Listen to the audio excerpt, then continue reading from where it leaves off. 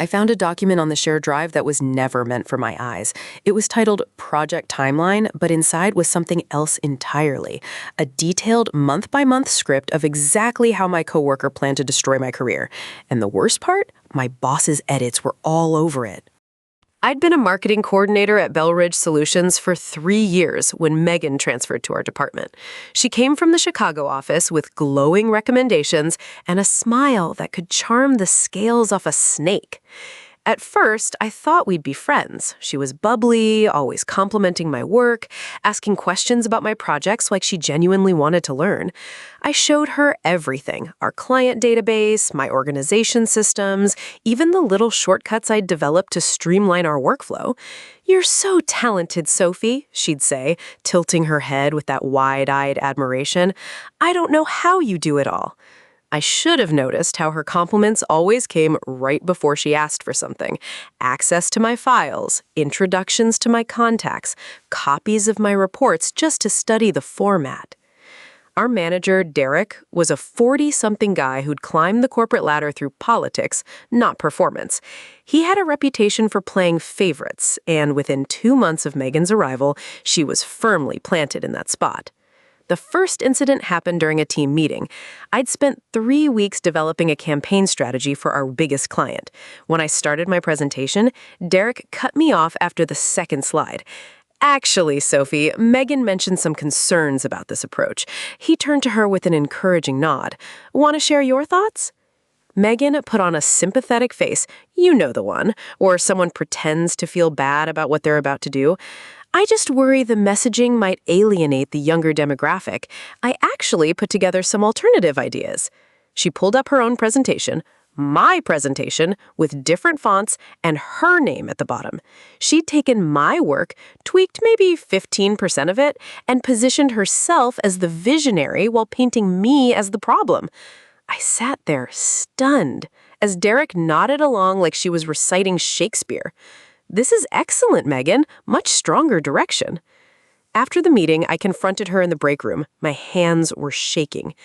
"That was my strategy. You literally copied my work."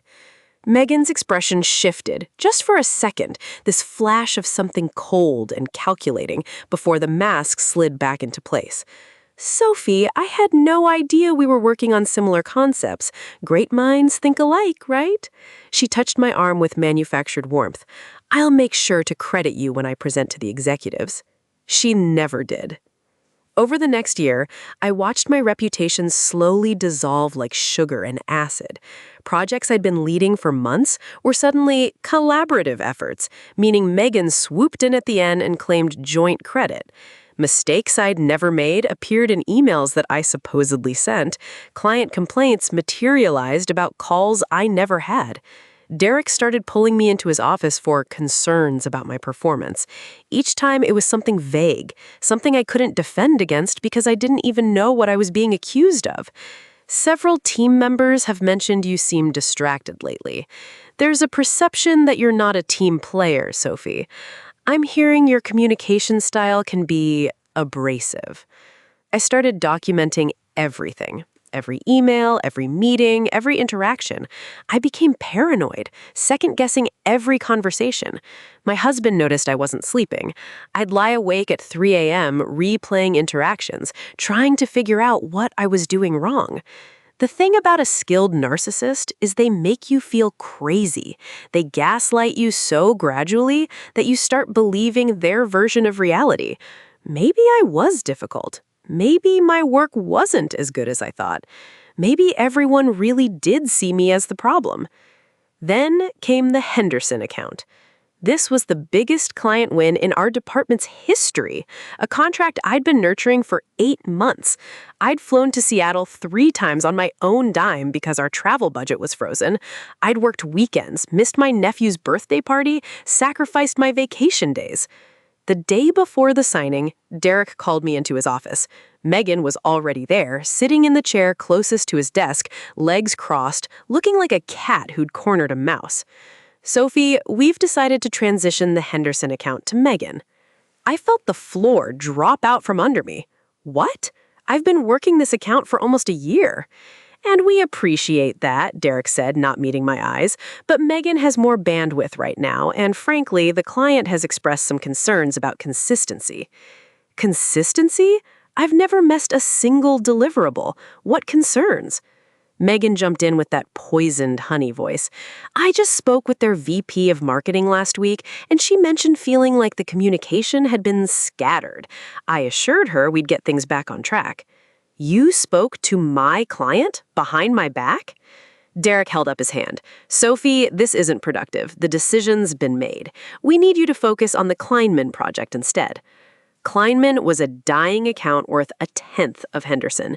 They were reassigning me to career Siberia.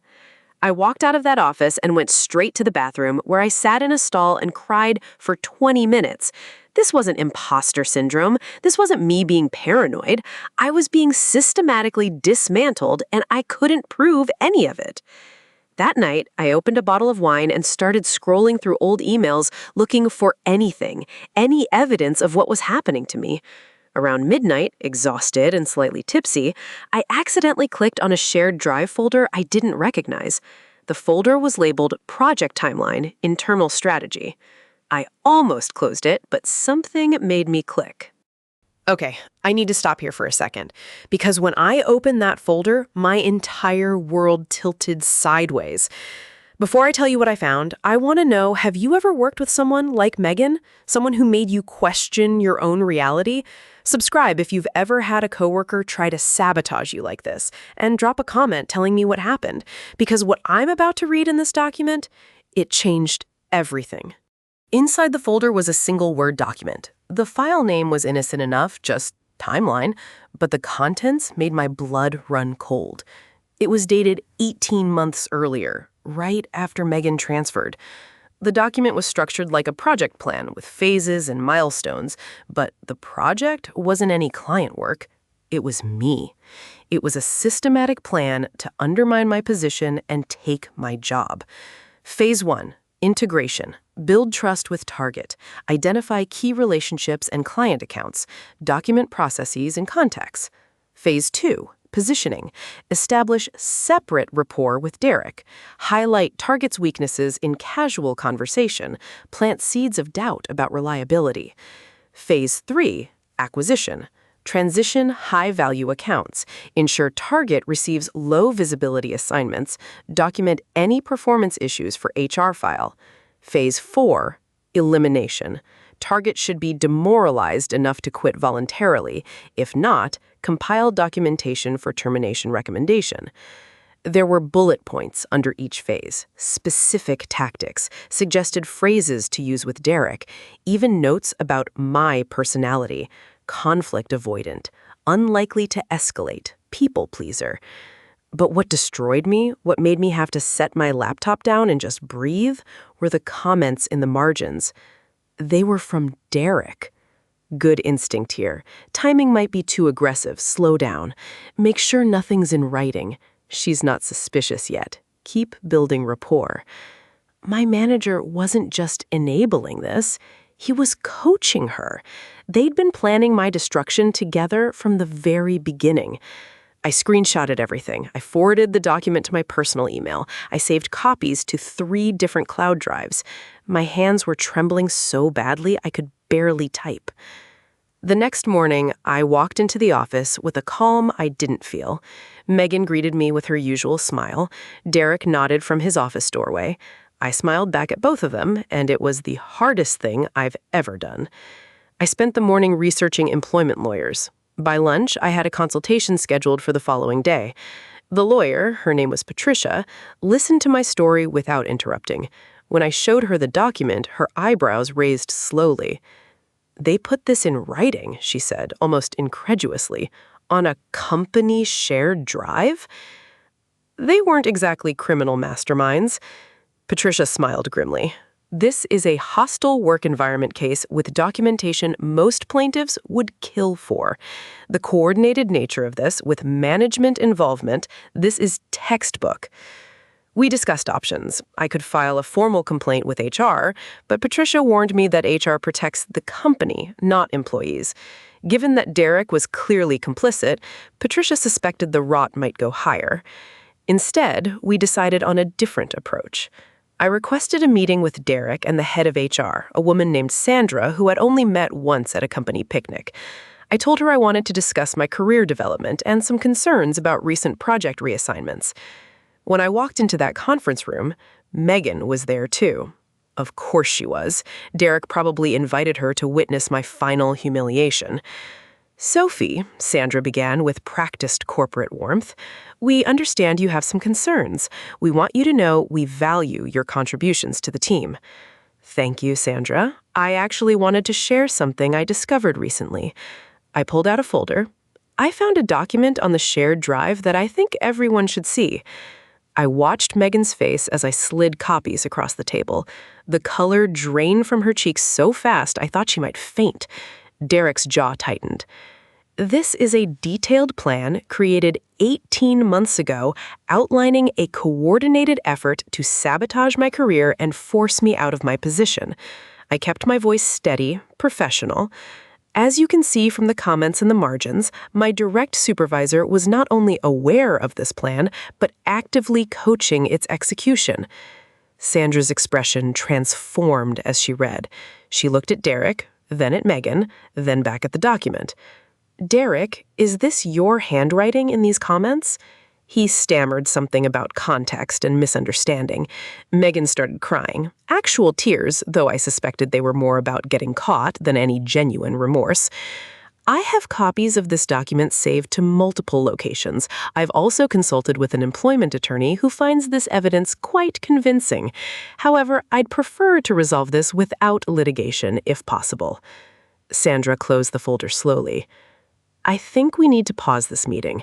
Derek, Megan, please wait in your offices. Sophie, please stay. After they left, Sandra let out a long breath. Sophie, I want to apologize. I had no idea this was happening.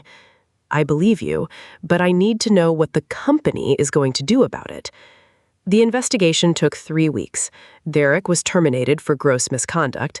Megan was given the option to resign or be fired. She chose resignation, probably hoping to preserve some shred of her professional reputation.